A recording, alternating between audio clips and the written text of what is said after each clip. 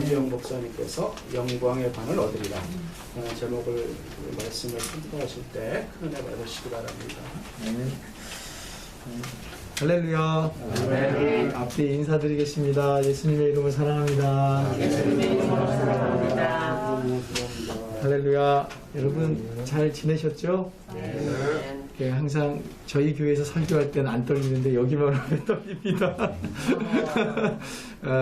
오늘 하나님의 말씀을 통해서 저와 여러분 가운데 하나님의 동일한 은혜와 축복이 넘치기를 소원합니다. 날마다 기쁨이 있고 날마다 감사가 있는 게 아니라 날마다 힘들 때도 많고 지칠 때도 많고 연약할 때도 많은 것 같습니다. 그래서 힘들 때마다 이런 찬양을 드리죠. 혹시 아시는 분들은 같이 한번 눈을 감고 한번 찬양해 보셨으면 좋겠습니다. 나의 등 뒤에서 나를 도우시는 주, 나의 인생 길에서 지치고 고나여 매일처럼 주저앉고 싶을 때 나를 일으키시네. 일어나 걸어라, 내가 새 힘을 주리니. 일어나 너 걸어라, 내 너를 도우리. 할렐루야. 아멘. 저는 꿈꾸는 교회를 섬기고 있고요. 또 꿈꾸는 교회가 하나님이 보시기에 기뻐하는 교회, 또 이 시대에 예수님의 사랑이 넘치는 사랑의 공동체를 세워가는데 지금 15년 정도 개척해서 가정교회로 개척해서 달려오고 있습니다. 오늘 이 본문의 말씀들을 통해서 영광의 관을 얻으리라는 제목을 가지고 또 제 삶 속에서 역사하신 하나님, 성령님의 그 은혜를 우리가 함께 동일하게 은혜를 나누는 시간이 되기를 소망합니다. 우리 1절을 같이 한번 읽어보겠습니다. 너희 중 장로들에게 권하노니 나는 함께 장로된 자요 그리스도의 고난의 증인이요 나타날 영광에 참여할 자니라. 너희 중 장로들에게 권하노니 나는 함께 장로된 자요. 너희 중에 교회를 세워가면서 너무나 많은 상처가 많았었어요. 저 개인적으로. 그게 뭐였냐면 지위였어요. 지위. 담임 목사님, 부목사님, 전도사님, 물론 너무 아름다운 계급은 좋은데 전도사로 이렇게 있었을 때 받는 상처들, 또 부목사님으로 있었을 때 상처들, 그리고 담임 목사님으로 있었을 때 그 밑에 교육자들에게 주는 상처들, 또 교회를 세워가면서 성도님들에게 받는 상처와 서로 힘들고 지치는 그런 것들, 그런 걸로 인해서 교회가 위기도 겪게 되고, 또 저 역시도 교회가 숫자가 많아질 때도 있고 적어질 때도 있고 이런 기간들을 많이 겪게 되었죠. 그러면서 깨닫는 건 뭐냐면 하나님 앞에서는 우리가 다 주님 앞에 아름다운 자녀인 줄로 믿습니다. 그 자녀이고 우리가 하나의 공동체 안에서 아름다운 권위를 가지고 교회를 세워가야 하는데 나도 모르게 그 권위를 함부로 쓰거나 또 교회라는 공동체와 하나님의 나라 안에서 상처와 상처를 가지고 살아가는 우리 주위에 많은 교회들이 있죠.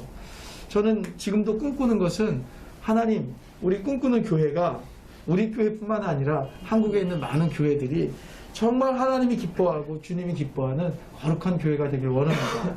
그러기 위해서는 내가 먼저 헌신하고 낮아지고 좁은 길을 가는 그런 삶을 살아야 될 줄로 믿습니다.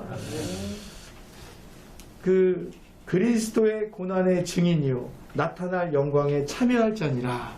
그리스도의 영광에, 그리스도의 고난의 증인이 되기를 원합니다. 그리스도의 고난의 증인. 여러분, 주님을 만난 자만이 그 고난을 통과할 수 있잖아요. 저도 예수님을 만나고 나서 또 이제 이 목회의 길을 가겠다고 했을 때 얼마나 열정이 있었는지 몰라요. 정말 우리 10명 되는 친구들과 함께 중고등학교 아이들과 함께 청년들 몇 명 안 되는 아이들하고 함께 논산훈련소 다니면서 10여 년 동안 복음 증거하러 다니고 우리나라 군부대를 안 가는 데가 없습니다. 그런 열정이 막 일어나더라고요. 그때 그런 열정들이 막 일어나고 교회를 막 하나님 내가 꿈꾸고 세웠던 막 놀라운 생각들을 하면서 교회를 세워가려고 했지만 지나고 나 보니까요. 내가 하는 게 아니었더라고요. 내 혈기가 너무 앞서고 그게 내 열정이었더라고요. 너무나 아름다웠지만 저도 모르게 사람들 앞에 잘 보이려고 하는 모습들이 내 안에 있는 것을 발견하게 됩니다. 여러분 오늘 우리가 이 예배를 통해서 우리의 지금 이 겉모습이 아닌 우리 내면의 이 아름다운 주님의 모습으로 바뀌어지기를 소망합니다. 네. 그리스도의 고난의 증인. 여러분 교회를 세워가는데 저는 목회자이기 때문에 교회를 세워가는데 무슨 고난이 있겠어? 열심히 전도하고 말씀 준비하고 공부 많이 해가지고 이렇게 하면은 교회가 세워지겠지라고 생각했지만 그게 아니더라고요. 보니까 교회에 너무 다양한 사람들이 많고 또 정말 청소년 사역을 시작했었는데 지금은 장년부들도 많고 또 나이 많이 드신 연세 드신 어르신들도 많고 부모님 세대 같은 분들도 계시더라고요. 이런 분들을 함께 때로는 상담하고 울어주고 함께 웃어주는 이 사역이 결코 쉽지만은 않다라는 것을 고백하게 됩니다. 왜 쉽지 않을까 봤더니요. 내가 살아있더라고요. 내가 너무 살아있고 내가 너무 거룩한 것 같지만 여러분 목회자가 예배를 빠지는 날이 있겠습니까? 그렇죠? 수요 예배, 작정, 철야 모든 예배들이 있잖아요.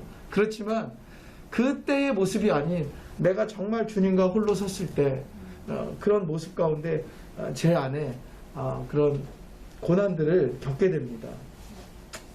저는 저에게 그 가장 큰 고난은 무엇이었었냐면 교회를 세워나가면서 성도님들이 이렇게 교회 정착하지를 못하고 이렇게 옮겨 다니는 거예요. 이 교회로도 가고 저 교회로도 가고 그러면서 교회가 그러니까 위기도 오고요. 재정적인 어려움도 오고 막 이런 어려움들이 있더라고요. 또 청소년 사역만 하다 보니까 재정의 어려움뿐만 아니라 이렇게 조직들이 잘 이렇게 갖춰주지 않은 것에 의한 저의 열등감도 막 일어나더라고요. 그때마다 포기하고 싶은 마음들이 많이 있었습니다. 이 베드로 사도가 주님을 아들이라고 고백했어요. 그리고 주님이 가시는 곳에는 제가 다 따라다닌다고 말씀하셨어요. 그런데 결국 예수님이 십자가에 달려 돌아가실 때 베드로는 3번 부인했죠. 그리고 도망갔지 않습니까? 그 베드로와 같은 모습이 꼭 저의 모습이었던 것 같아요. 그렇게 열정을 가지고 정말 주님을 위해서 달려가겠다고 헌신했지만 고난이 오고 위기가 오고 아픔이 올 때는 뭔가 모르는 열등감, 소외감 이런 것들이 많이 오더라고요. 제가 우리 아이들을 가르치면서 한 명 한 명 양육해 나가는데 한 번은 그 적십자, 연수동의 적십자 그 분들에게 한 200명 정도 되는 분들에게 이렇게 점심을 제공하는 곳이 있었어요. 이제 연결해서 거기서 연락이 왔어요. 점심을 먹다 남은 밥이 있다, 반찬이 있는데 혹시 목사님 필요하십니까? 전 너무 필요합니다. 코로나 한참 전이니까요. 그걸 가는데 너무 창피한 거예요. 진짜 밥통 이런 거 들고. 그러니까 제 동기, 제 선배 목사님들은 교회도 너무나 잘 져있고 정말 이런 권사님들, 집사님들이 따라다니고 우리 목사님 하는데 저는 개척하면서 해도 성도는 안 느는 것 같고 교회가 안정은 안 되고 그러면서 그 적십자 가서 이 밥을 푸는데 그 분들이 되게 불친절한 거예요. 밥 푸는 사람이지 내가 목사가 아닌 거예요. 그러니까 국도 막 이렇게 풀라고 그러고 튀기기도 하고 밥도 막 대충 풀라고 그러고 빨리빨리 가져가세요. 그리고 또 그 다음날 늦게 오면은 왜 이렇게 밥을 가지러 이렇게 늦게 왔어요? 이래요. 여러분한테 제가 이렇게 편하게 얘기하지만 저도 얼마나 열받겠어요. 그렇죠? 이런 게 있었단 말이에요. 내가 목사인데 이런 게. 하여튼 여기 계신 분들은 다 거룩하셔갖고 그런 게 없겠지만 저는 막 화가 나고 막 짜증이 나는 거예요. 근데 제가 아이들 앞에 올 때는 어때요? 선한 천사처럼 얘들아 너희들을 위해 밥을 가져왔다 이래요. 그거를 매일매일 해가지고 한 1년을 퍼날랐어요. 우리 교회가 4층이었거든요. 우리 황장님 그때 그 당시 오셨을 때 그 4층에 정말 올라가도 다리 아픈데 그걸 짬밥을 들고 매일 1년을 다닌다고 생각해 보십시오. 아주 간단한 예지만 그런 거를 통해서 논현동에 있는 새터민 아이들을 교회 데리고 오고 싶어가지고 제가 그 찌그러지는 봉고차 가지고 논현동 가가지고요 3일에 한 번씩 10명을 태우고 왔어요. 10명을 태우고 와가지고 여기서 우리 교수님들 아는 분들 막 연락해가지고 얘네 집 수학 좀 가르쳐달라고 그러고 국어 좀 가르쳐달라고 그러고 한국사 좀 가르쳐달라고 그렇게 열정을 보냈는데 돌아오는 거는 뭐냐면 돈 달라는 거예요. 우리 애들 데려가서 가르쳤으니까 우리 생활비도 줘라. 어느 교회에서는 30만 원씩 준다. 그리고 애들이 그렇게 6개월 동안 잘 가르쳐놨는데 빠져나가는 거예요. 그런 게 저에게는 고난이었어요. 그런 사역을 하면서 그런 것들이 너무 힘들고 지치는 거예요.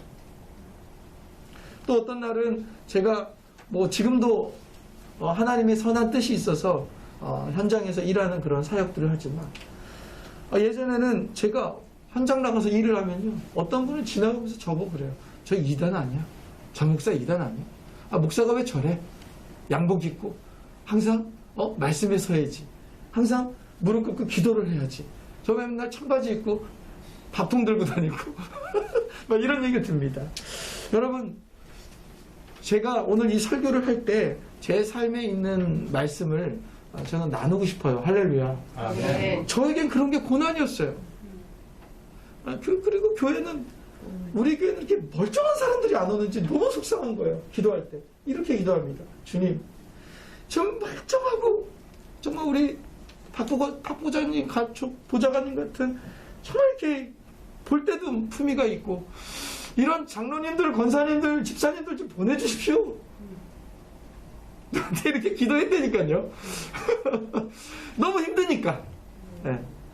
매일 뭐 정말 술 취한 분이 오셔가지고 예배 도중에 술 취한 분이 와갖고 그냥 3시간 동안 뒤에서 떠들고 이 예배실도 이거 2배밖에 안 되는데.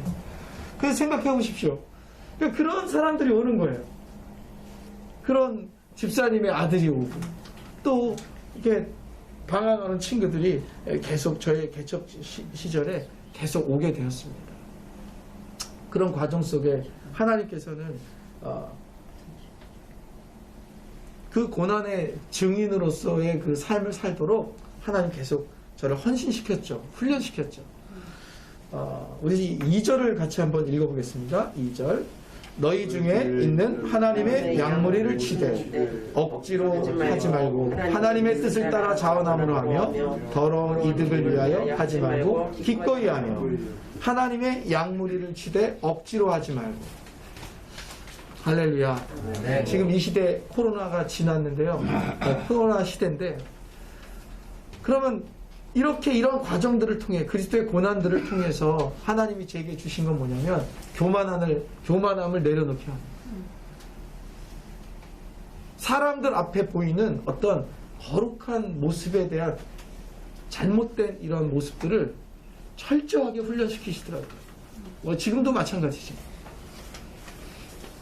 저는 그 아이들이 또 그 아이들의 부모님의 핍박을 참 많이 받았습니다. 교회 나간다고 부모님이 오셔가지고 다시는 교회를 못 가게 하고 또 얼마나 서러운지 몰라요.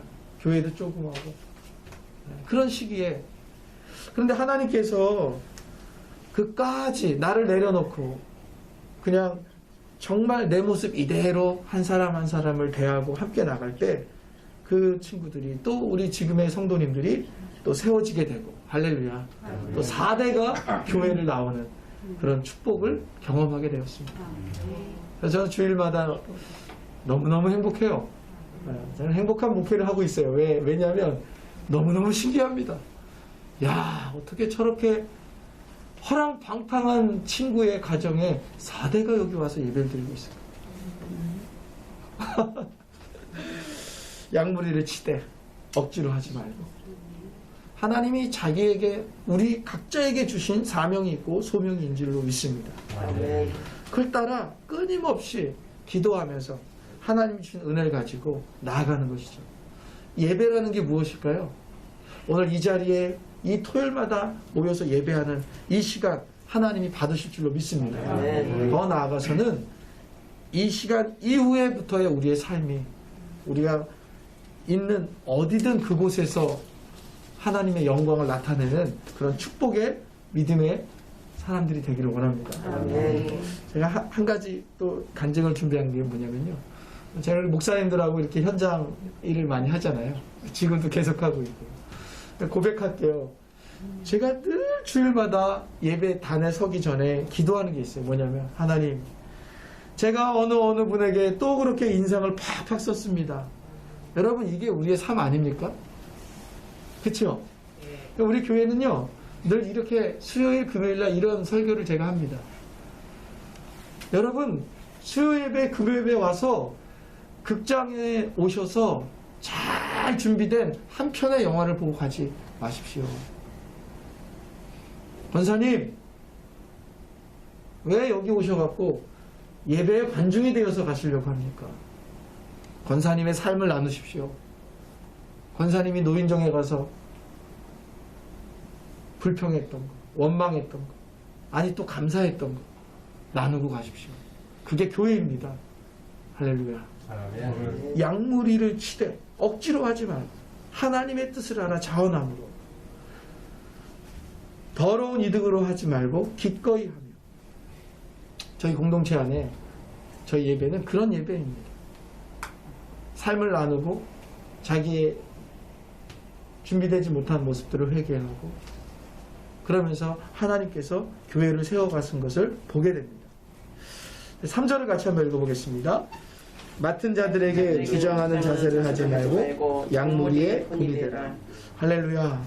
여러분, 양무리의 본이 된다는 것이 얼마나 어렵습니까? 그쵸? 저도 여기 자주는 못 오지만 황 장로님 생각할 때마다 기도하게 되죠. 왜요? 리더시니까. 대한민국을 이끌어 가시고 또 영적으로 또 이 정치적으로 너무나 많은 분들에게 늘 쓰셔야 되고 말씀하셔야 되고 본이 되셔야 되잖아요. 그렇죠? 저와 여러분이 기도해야 될 줄 믿습니다. 또 저와 여러분들도 마찬가지잖아요.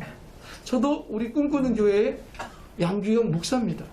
예전에 짬밥을 날르고 뭐 정말 애들하고 아무것도 없는 곳에서 그냥 늘 그렇게 사람들이 볼 땐 형편없다고 생각했지만 시간이 지날수록 이제 정말 목회를 하면 할수록 이제 진짜 교회가 뭔지 목회가 뭔지를 사실 이제 조금 알겠어요. 그 열정을 갖고 달려왔던 그때보다 지금 좀 알겠는 거예요. 그래서 사실은 정말 너무 죄송하고 외람되지만 황 장로님 얼마나 바쁘시겠습니까? 근데 저는요 지금도 그래요. 저 정말 사람을 잘 안 만납니다. 왜 그러냐면 이젠 알겠는 거예요. 내가 얼마나 소중한 사람인지. 내가 하나님 심지어는 저를 만나려면요 엄청난 시간을 투자해도 못 만난다고 그래요. 되게 웃기죠. 왜 손흥민 선수만 만나려고 해요? 저와 여러분이 하나님의 놀라운 사역자임을 깨달아야 됩니다. 사람들이 손흥민 선수 만나려면 막 난리가 나요. 막 사진 찍고 손흥민 그러잖아요. 여러분, 오늘부터 여러분들을 만나려면 손흥민 선수보다 더 어렵기를 원합니다. 그게 뭐죠? 하나님의 영적인 자존감, 자존심. 진짜 그런 하나님의 사람으로 세워지는 거예요. 오늘 이 예배를 통해서 우리가 하나님의 사람들에게 또 세상의 모든 사람들에게 그런 본이 되기를 원합니다. 오늘 이 말씀을 준비하면서 양무리의 본이 되라는 것을 저는 현장에서 한번 적용해 봤습니다. 참 쉽지 않은 거예요. 매일 나가면 이 다리 쩔뚝쩔뚝한 한 아저씨가 있어요. 한 60살 되시는 아저씨. 그분에게 저는 시간 날 때마다 이 바카스를 드려요. 바카스. 아이고, 우리 형님 반장님 오늘도 또 나오셨네요. 얼마나 힘드세요? 바카스 하나 드려요. 네. 또 나를 굉장히 힘들게 하는 상대방 그런 분들에게 내 편이 되도록 끊임없이 노력합니다. 여러분, 그런 삶이 결코 쉽다고 말하는 게 아니에요. 교회 안에서 목회를 하면서 교회 안에 성도님들만 상대하는 것이 아니라 이 세상 한복판에 들어가서 예수를 알지 못하는 많은 분들과 함께 살아갈 때 본이 되면서 살아간다는 게 얼마나 자기 희생이 필요하고 얼마나 자기 포기가 필요한지를 삶을 통해서 또 현장에서 너무 많이 깨닫고 있습니다. 오늘 이 예배를 통해서 우리가 모두가 섬기는 교회마다 또 여기 계신 모든 분들이 계시는 사역지, 현장의 직장, 가정 이런 모든 곳이 정말 그리스도의 고난에 동참하는 증인의 삶을 우리 성도님 모두가 살아가는 그런 축복이 있기를 간절히 소망합니다. 기도드리겠습니다. 하나님 아버지, 그리스도의 고난의 증인이 되기를 소망합니다. 하나님의 양무리를 치되 억지로 치는 자가 아니라 더러운 이득을 가지며 양육하는 것이 아니라 하나님의 교회를 세우는 것이 아니라 주님의 십자가를 생각하면서 오늘도 한 걸음씩 한 발씩 하루하루 주님과 동행하는 그런 축복의 삶